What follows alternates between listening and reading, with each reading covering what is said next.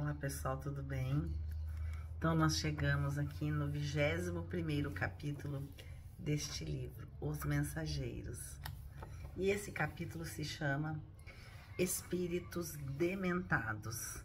É muito interessante porque ele estuda a lição da condição mental, dos pensamentos. E nós sabemos que os pensamentos são que nos conduzem aos locais.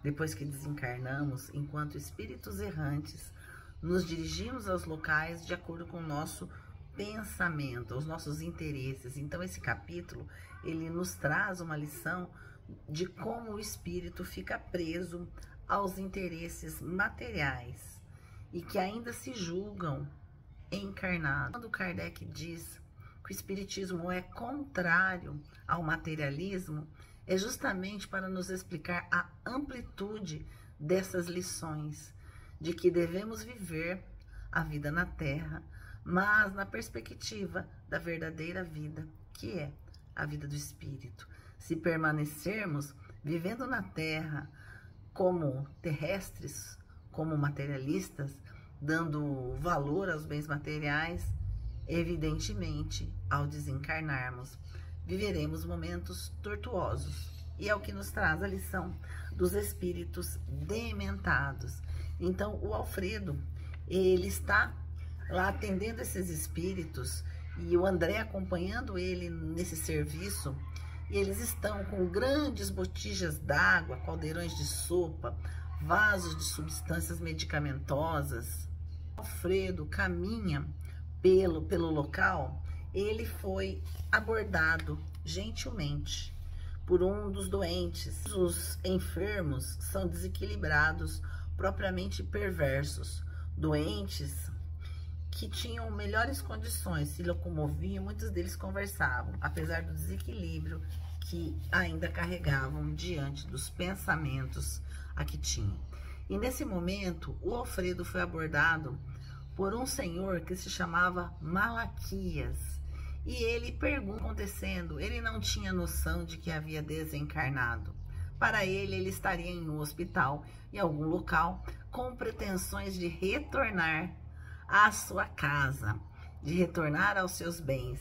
E ele reclama que ela deve estar muito preocupada, mas que a esposa estaria tranquila porque ele estava muito bem tratado.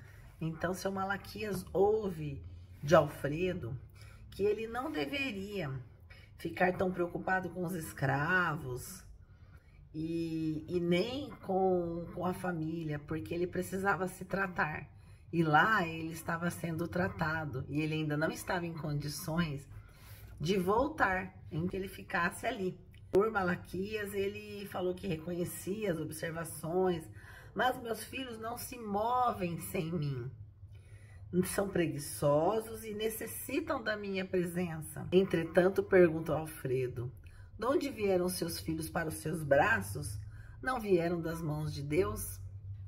Sim, sim, afirmava o ancião trêmulo e satisfeito. Pois é, Malaquias, chegam instantes na vida em que precisamos devolver a Deus o que a ele pertence. Ademais, seus filhos são também responsáveis, e se forem ociosos, responderão pelos males que criarem em torno de si mesmos. Vejam a lição importantíssima do Alfredo para o Malaquias, falando da necessidade que tinha dele aceitar. Neste momento, o senhor Malaquias não sabe que estava desencarnado. E a conversa foi como se realmente ele estivesse num hospital. Mas veja um apego, ele queria voltar para sua casa, cuidar dos seus filhos. Na sequência vem um outro homem perguntando, e a solução do meu processo, senhor Alfredo? Sinto-me prejudicado pelos parentes de má fé. Minha parte na herança dos avós é cobiçada pelos primos, segundo já lhe fiz ver. Meu quinhão é superior aos demais. Soube, todavia, que o Visconde de Cairu interpôs toda a sua influência contra mim. Ninguém ignora tratar-se de um grande velhaco, que não poderá ele fazer com as artimanhas políticas? Está mal informado a meu respeito. O senhor enviou meu pedido ao imperador? Perguntou outra pessoa questionando o Alfredo. Aí o Alfredo também responde que sim, que já tinha enviado a mensagem, mas e certamente teria respondido. E o espírito responde: a demora é muito grande, né? Ele já estava impaciente com aquela situação. Mas, meu caro Aristarco, respondeu o administrador, acredito que você está sendo experimentado para conhecer a grandeza da herança divina, que vale os patrimônios terrestres ante os patrimônios imperecíveis. Não pense no que tem perdido, medite nos seus bens sublimes que poderá alcançar diante da vida eterna. Esqueça os primos ambiciosos e o visconde que não o compreendeu. Terão eles de deixar quanto possuem no campo transitório. Então vejam que esse diálogo que o Alfredo está tratando agora com o segundo espírito que lhe pergunta, que é o Aristarco, ele deixa claro a importância de despertar o espírito, porque ele também era desencarnado, mas era tão apegado aos bens da terra que estava querendo voltar, querendo estar lá. E ainda responde: ah, é verdade, os tratantes morrerão. Olha só. Ah, senhor Alfredo, meu marido é nosso próprio adversário. Prometeu perseguir as filhas tão logo me ausentasse de casa. Aqui, permanecendo, estou certa de que ele nos dissipará os bens. Desmoralizar-nos ao nome. Por favor, autorize o meu regresso. Outro espírito, uma senhora agora desencarnada, também apegada aos bens da terra, ainda querendo voltar. Coração me diz que as filhinhas estão desesperadas. Convenço-me cada vez mais de que a minha moléstia teve origem neste estado de coisas. E aí ele responde: já sei, minha irmã. Mas, no entanto, que adiantaria regressar tão fortemente atormentada? Não será melhor curar-se, tranquilizar o espírito para ajudar as filhinhas com eficiência?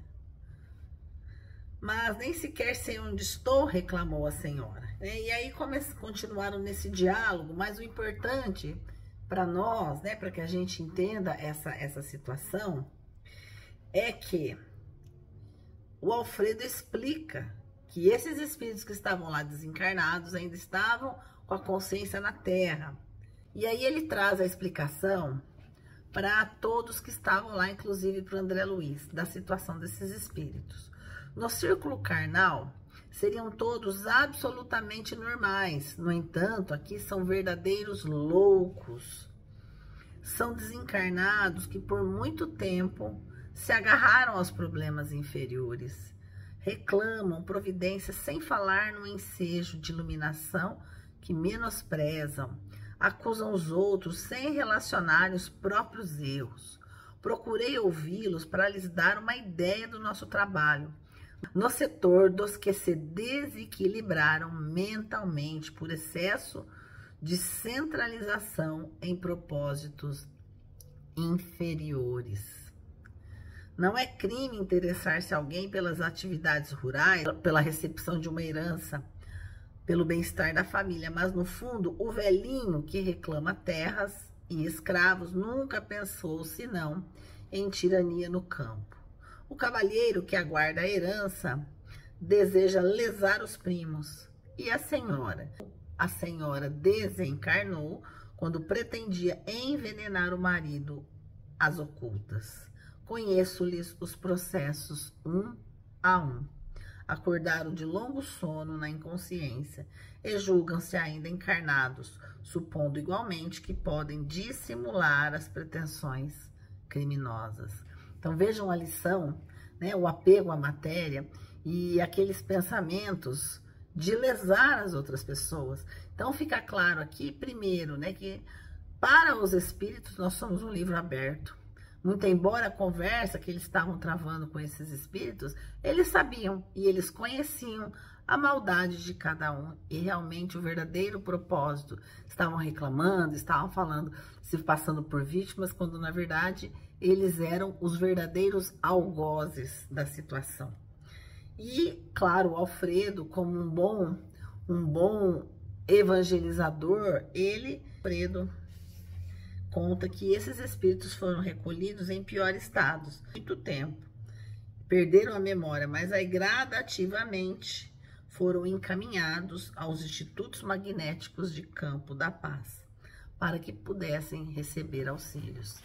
Então, essa lição nos deixa claro a importância de nós nos desvencilharmos do nosso materialismo, do apego aos bens da matéria, porque na realidade não sabemos quando voltaremos para casa, mas o fato é que levaremos conosco os nossos pensamentos, os nossos apegos, os nossos desejos mais terríveis, a vingança, o apego aos bens da matéria. Então, por isso, a importância de ter a consciência de espíritos imortais e nos desvencilharmos do materialismo, como, aliás, Kardec nos traz de forma detalhada no Pentateuco Espírita. Que Jesus abençoe.